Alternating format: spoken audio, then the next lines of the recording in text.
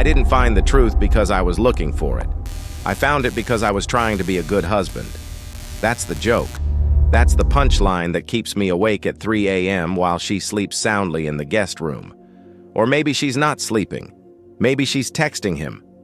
I don't check anymore. I don't need to. I already saw everything. They say ignorance is bliss. They're right. If I hadn't decided to surprise my wife, Elena, by taking her winter coat to the dry cleaners, I would still be the happy, oblivious idiot grilling steaks in the backyard. It was her favorite coat, the expensive beige trench coat she only wears for work trips. I wanted to be nice. I wanted to be helpful. So I picked it up from the chair where she left it.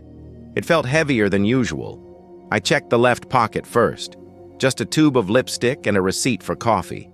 Then I checked the right pocket, and my fingers brushed against cold glass. I pulled it out. It was a smartphone, but it wasn't hers. We are an Android family. We have been for years. This was an iPhone, an older model with a spiderweb crack running across the screen. My heart didn't race. It stopped.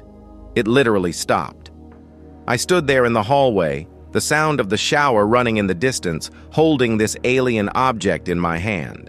It felt dirty. It felt like I was holding a grenade. I pressed the home button. No passcode. I swiped up. The background photo wasn't me. It wasn't us. It was a view from a hotel balcony I didn't recognize. A city skyline at night, blurry, artistic. I opened the Messages app. There was only one contact, saved simply as A. Just the letter A. I scrolled to the top. The messages went back 8 months. 8 months of my life. 8 months of lies. I started reading, and with every scroll, I felt like someone was physically removing my organs with a rusty spoon. The first message I read was from her. It said, "He's asleep. I miss your hands." The response came 2 minutes later. "Does he know you're wearing the black set I bought you?" She replied, "He thinks I bought it for our anniversary. He has no idea it's yours." I felt bile rise in my throat. That black lace set. I remembered it vividly. I remembered her wearing it last month. I remembered telling her how beautiful she looked. I remembered how she smiled at me. That shy, loving smile. She wasn't smiling for me. She was smiling because she was thinking of him. I was just the prop in her fantasy. I kept reading. It got worse. It got explicit. They talked about hotels I thought she was staying in for conferences. They talked about the weekends she spent visiting her mother. They talked about me. He wrote, "When are you going to leave him? You promised." She answered, "I can't just yet. We just renewed the lease. Plus, he's planning a trip. I need to play the part a little longer. Be patient, baby." Play the part. That's what I was to her. A role she was enduring. A wallet. A roommate she occasionally slept with to keep suspicion low. I scrolled further down. I saw pictures. Pictures she sent him from our bathroom. Pictures of her in bed while I was in the next room watching TV. Pictures of her life, but cropped so I wasn't in the frame. Then I saw a message sent just 20 minutes ago, right before she got in the shower. She wrote, "He's taking the car tomorrow. Can you pick me up? I need to feel you." Suddenly, the shower water turned off. Panic. Pure, cold adrenaline washed over me. I had maybe 2 minutes before she walked out, wrapped in a towel, smelling like vanilla and lies. I had a choice. I could confront her right now. I could scream. I could throw the phone at her. I could watch her cry, watch her beg, watch her gaslight me. But I looked at that phone again. I looked at the history of their conversation. They were laughing at me. They thought I was stupid. If I screamed now, I would just be the angry husband. She would spin it. She would make herself the victim. No. Screaming wouldn't hurt her. Divorce wouldn't hurt her. She was already planning to leave. If I wanted to hurt her, if I wanted to destroy the little fantasy world she built, I had to be quiet. I had to be a ghost. I slid the phone back into the pocket. I hung the coat exactly where it was. My hands were shaking, but I forced them to stop. I walked into the kitchen and started making coffee. When she walked in, hair wet, smiling that beautiful smile, I turned around. "Good morning, honey," I said. I didn't stutter. I didn't shake. I smiled back. And that was the moment the old Mark died. Have you ever tried to pour coffee for the woman who is destroying your life? It requires a steady hand. My hand was steady. Too steady. That morning, the kitchen smelled like roasted beans and betrayal. Elena sat at the island, scrolling on her real phone, the one with the picture of us on the lock screen, the decoy. She asked me if I slept okay. She didn't look up. I lied and told her I slept like a rock. I asked her how she slept. She told me she had weird dreams. She was lying. I knew she was up at 2 a.m. I heard the floorboards creak. I knew she went to the coat closet to check the burner phone. She needed her fix. I placed the mug in front of her. Black, 2 sugars. Just how she likes it. Just how he probably likes it too. She smiled and told me I was the best idiot, the best placeholder, the best safety net. I kissed her forehead before I left. It felt like kissing a stranger. No, worse. A stranger doesn't owe you loyalty. It felt like kissing a loaded gun. I went to work, but I didn't work. I sat in my cubicle and stared at a spreadsheet that might as well have been hieroglyphics. My mind was racing. Part of me wanted to go home, pack her bags, and burn the house down. But the other part of me, the cold, calculated part, knew that wasn't enough. I needed to know exactly who A was. I suspected, but I needed proof. I needed a face.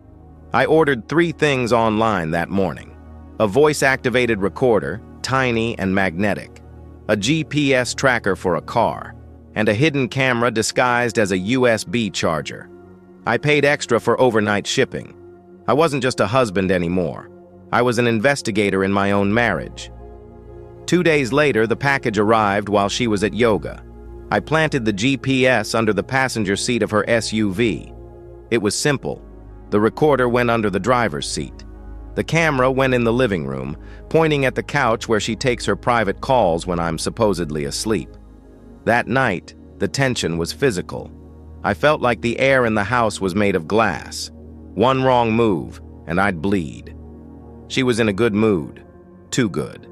She told me she had a late meeting on Friday. She said she might actually stay in the city with Sarah because it was going to run super late. Sarah, her best friend, the classic alibi. I told her it was no problem. I told her I'd catch up on some reading. She turned to me, knife in hand, chopping vegetables. She asked if I was sure I didn't mind. She searched my face. She was looking for a crack. She was looking for the jealous husband. But he wasn't there. I gave her nothing. Just a bland, supportive smile. She relaxed. She told me she loved me. It's amazing how easy it is to lie when you have nothing left to lose. Friday came. She left in the morning with an overnight bag. She said it was just basics, but I saw the black lace set tucked at the bottom. I waited until she was gone for an hour. Then I opened my laptop. The GPS dot was moving. It didn't go to her office. It didn't go to Sarah's apartment. It went to a residential neighborhood in the suburbs. A nice area, big houses, private driveways. The dot stopped at 142 Oakwood Lane.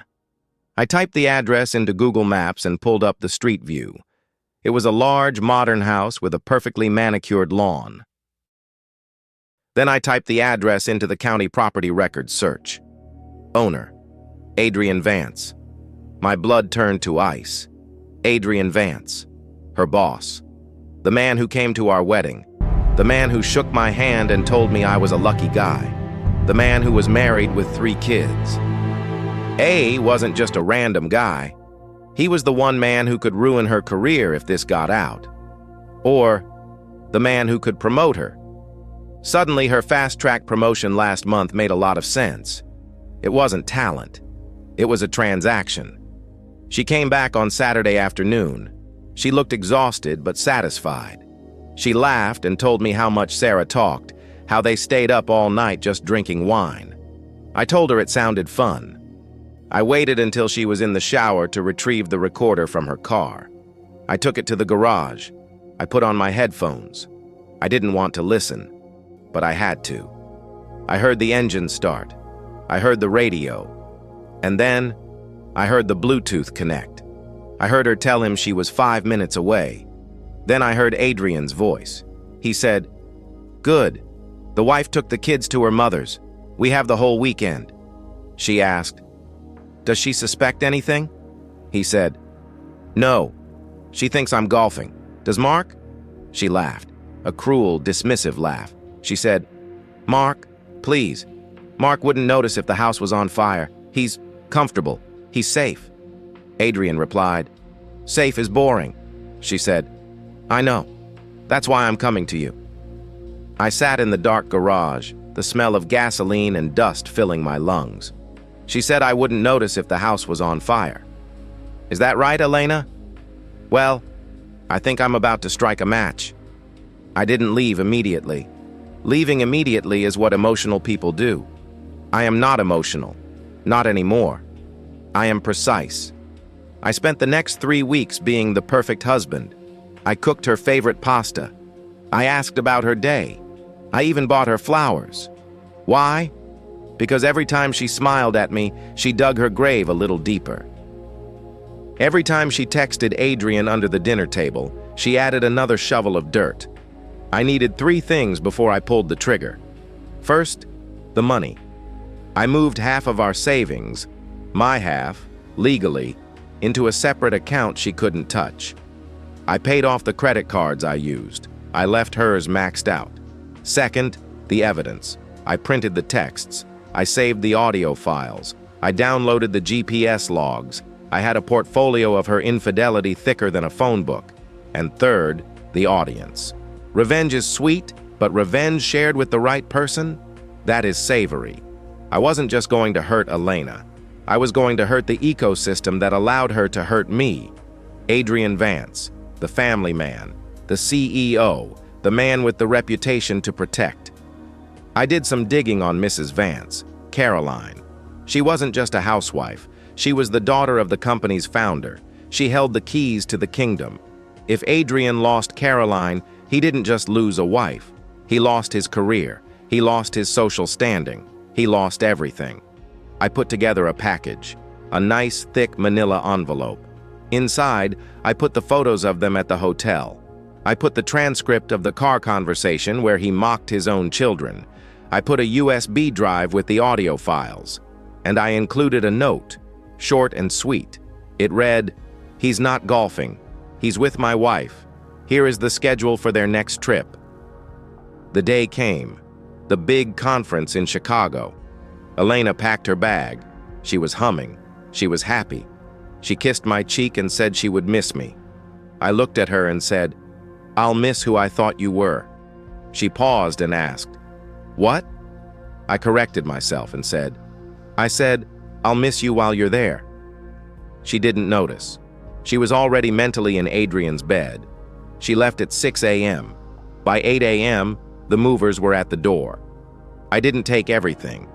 I'm not petty. I left the furniture she liked. I left the bed. I never wanted to sleep in it again anyway. I took my books, my clothes, my grill, and the dog. Yes, I took the dog. She never walked him anyway. By noon, the house was empty of me. It felt sterile, like a model home. I left my wedding ring on the kitchen counter. Next to it, I left the burner phone.